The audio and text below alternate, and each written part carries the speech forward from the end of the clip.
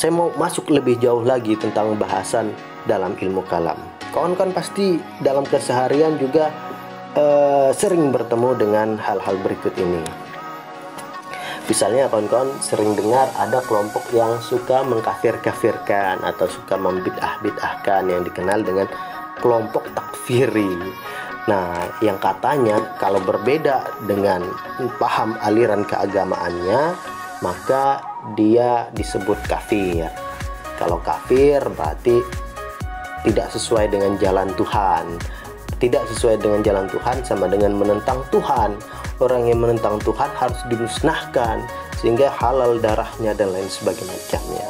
Sebetulnya kelompok takfiri seperti ini, orang yang sering mengkafirkan dan menghalalkan darah sesama penganut agamanya, itu punya sejarah dalam konteks diskursus ilmu kalam. Bagaimana dinamika pemikirannya juga dibahas dalam ilmu kalam. Bagaimana cara berpikirnya, apa saja doktrin-doktrinnya, apa saja pokok ajarannya dibahas juga dalam ilmu kalam. Kemudian ada juga perdebatan Sunni dan Syiah. Nah, ini juga sering kita lihat beberapa kasus di Indonesia, ada kekerasan dan pengusiran terhadap jamaah atau penganut Syiah di Indonesia. Bahkan di dunia ya konfliknya ini ya, ada yang bilang Syiah itu bukan bagian dari Islam, tapi ada juga beberapa ulama besar yang mengatakan bahwa Syiah juga bagian dari Islam. Sebetulnya bagaimana sih sejarahnya atau bagaimana sih pemikiran atau pokok ajaran sehingga dia disebut bagian atau bukan bagian dalam agama Islam. Nah, ini juga masuk dalam bahasan kita nanti dalam perkuliahan ilmu kalam. Kemudian, nah, satu lagi nih, mesti kawan-kawan pernah berjumpa juga dengan beberapa kelompok dalam agama Islam atau aliran dalam agama Islam yang ciri khas berpakaiannya celananya di atas mata kaki, kemudian jenggotan kalau yang laki-laki, yang perempuan biasanya pakai cadar, kemudian juga lekat dengan tren hijrah. Nah, ini juga punya sejarah dinamika teologis dalam Islam ya. Biasa kita kenal dengan Salafi dan Wahabi. Nah, ini juga kita nanti singgung. Kemudian kita juga akan membahas beberapa aliran kalam atau aliran teologi dalam Islam. Ada Khawarij, ada Murji'ah, ada Mu'tazilah, ada Ahlus Sunnah wal Jamaah, dan aliran-aliran teologi lainnya. Nah, ini kan berbicara seputar runtut sejarah dari permulaan munculnya ilmu kalam sampai saat ini. Dalam konteks kekinian mungkin kita juga sering mendengar wacana khilafah atau negara Islam. Nah, perdebatan masalah ketuhanannya, apakah mendirikan khilafah atau negara Islam itu merupakan doktrin ketuhanan yang diperintahkan oleh Tuhan maksudnya, atau Tuhan membebaskan hambanya untuk menentukan sistem terbaik untuk mengelola urusan negaranya. Mana nih antara keduanya? Apakah dia bagian dari perintah Tuhan atau perintah Tuhan punya redaksi yang berbeda, yaitu memberikan kebebasan kepada hambanya untuk menentukan sistem terbaik dalam mengurusi bangsanya. Ini juga merupakan hal yang bisa kita singgung dalam pembahasan nanti. Nah, melihat fenomena umat beragama, ada yang cenderung ekstrem kanan, ada yang cenderung ekstrem kiri. Kementerian Agama menggaungkan saat ini gerakan atau semangat moderasi beragama. Ada Islam yang disebut dengan liberal, yang banyak orang mengatakan akan kebablasan.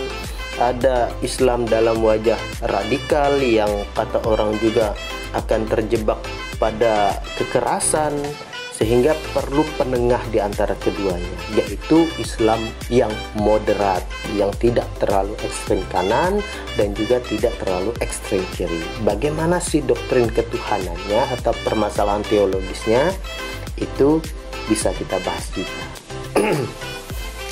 Kemudian ada perdebatan seputar Islam Nusantara yang beberapa waktu lalu buat heboh jagat Indonesia ya. Ada yang bilang Islam Nusantara tidak ada yang bilang oh Islam Nusantara ini pengertiannya saja atau nomenklatur saja atau istilah saja, tapi substansinya ya merupakan sesuatu yang baik, sesuatu yang bisa diterima gitu. Sesuatu yang memang kontroversial Islam Nusantara ini. Sebetulnya bagaimana sih konsepnya? Ada atau tidak secara ontologis? Bagaimana pokok ajarannya, doktrin ajarannya? Apakah berbeda dengan Islam yang bukan Nusantara dan lain sebagainya macamnya? Bisa kita telisik nanti.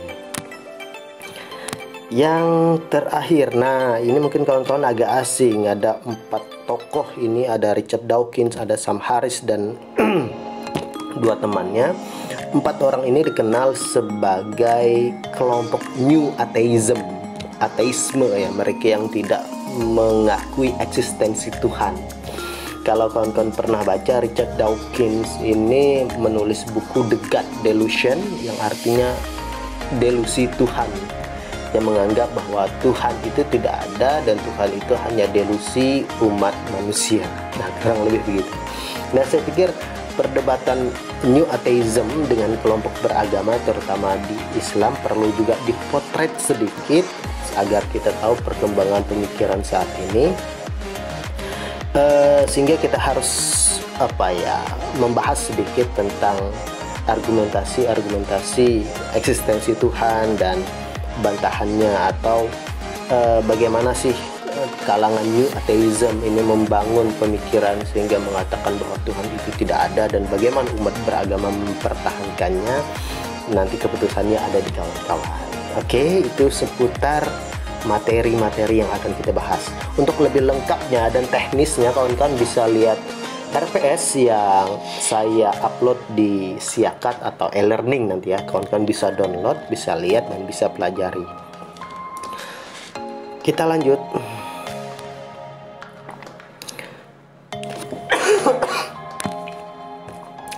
Oke, karena kita masih dalam suasana pandemi ini, maka kita akan melakukan perkuliahan secara online menggunakan berbagai media, salah satunya yaitu YouTube. Mudah-mudahan saya konsisten, saya buat video seperti ini, saya upload di channel YouTube saya. Silahkan kawan-kawan bisa lihat, bisa di-download, bisa diulang-ulang, bisa disaksikan dimanapun dan kapanpun, asal kawan-kawan punya koneksi internet dan kuota. Jangan lupa subscribe, like, share, and comment channel YouTube-nya biar lebih semangat nih. Oke ya. Nah, kalau kawan-kawan mengartikan YouTube, you itu kamu, tube itu tabung. Jadi YouTube itu sebetulnya nabung. Kawan-kawan nabung, saya nikmati hasilnya. Canda ya, canda. Oke. Oke. Kemudian kita juga akan menggunakan e-learning, sebagaimana kawan-kawan juga sudah mafhum saya pikir. Kawan-kawan bisa lihat di situs yang ada atau disediakan oleh kampus. Juga menggunakan media yang biasa digunakan di masa pandemi ini ya. Ada Zoom, ada Google Meet, ada Google Classroom, ada Google Map. Salah, bukan Google Map, Google Meet ya. Pakai Google Map bisa untuk cari lokasi tertentu pakai Google Map. Pakai WhatsApp juga bisa kita ya. Nah, jadi karena perkuliahan kita dilakukan secara online atau daring, mudah-mudahan tidak boring dan tidak garing, maka kawan-kawan harus berperan aktif dalam perkuliahan ini ya. Untuk itu kawan-kawan juga harus menyiapkan perangkat elektroniknya, HP-nya, laptopnya, koneksi internetnya, jangan lupa sinyal dan kuota ya, karena memang permasalahan hidup saat ini ada 3. Karena pandemi ini ada harta, ada tahta, ada kuota. Tanpa harta, tanpa tahta, tanpa kuota, lu bisa lewat tuh, nggak bisa bertahan di pandemi. Untuk bisa kuliah daring harus punya kuota, untuk beli kuota harus punya harta, untuk punya harta kita harus punya tahta atau kedudukan atau pekerjaan. Nah, jadi ya inilah permasalahan kita. Kalau dulu ada istilah sembako 9 bahan pokok, mungkin sekarang istilahnya jadi 10 bahan pokok. Yang ke-10-nya itu adalah kuota. Jadi ya mudah-mudahan ada kebijakan kuota gratis ya dari kampus dan sekolah, atau dispensasi atau bantuan apalah buat kawan-kawan pelajar dan mahasiswa agar bisa kuliah daring dengan lancar tanpa harus pusing dengan kuota. Oke guys, tetap sabar, tetap semangat, tetap berusaha dan belajar. Oke, metode belajar yang akan kita lakukan, karena ini membahas seputar diskursus pemikiran, jadi kawan-kawan harus banyak baca buku. Karena metode belajar kita menggunakan studi literatur. Bukunya boleh buku cetak, boleh buku elektronik. Kan banyak tuh e-book sekarang yang gratisan yang kawan-kawan bisa download. Kawan-kawan juga bisa membaca di situs-situs yang kredibel di internet ya. Jangan hanya baca status mantan ya. Jangan hanya baca pesan WA saja, tapi baca beberapa artikel atau buku yang bermanfaat bagi diri kita. Oke. Kemudian kita juga menggunakan detektif Conan. Enggak. Detektif Conan ini biasanya menyelidiki kasus, maka metode belajar kita juga dengan studi kasus. Misalnya kasus yang terjadi belakangan, bom bunuh diri atau penyerangan atau penembakan di Mabes Polri, itu kan tidak lepas dari pemahaman keagamaannya. Bagaimana dia memandang perintah Tuhan dan bagaimana dia memandang kelompok selain kelompok dirinya.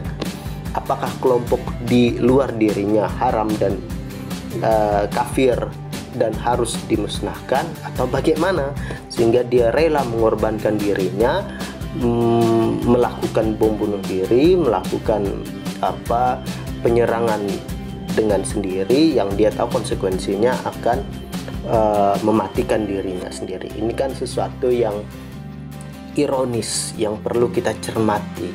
Ada apa dengan umat beragama, padahal Tuhan menurunkan agama itu untuk kedamaian, untuk kebaikan. Tapi kenapa doktrin keagamaan bisa membawa mudarat kepada sesama manusia? Ini juga bisa kita ulik-ulik gitu, bagaimana permasalahan yang terjadi sebetulnya. Oke, lanjut. Kita juga antar diskusi ya, bisa lewat Zoom, Google Meet, bukan Google Map, Google Meet. Bisa lewat Classroom, bisa lewat WhatsApp ya. Di gambarnya diskusinya offline ya, tapi kita diskusinya ntar online aja. Oke. Tuh.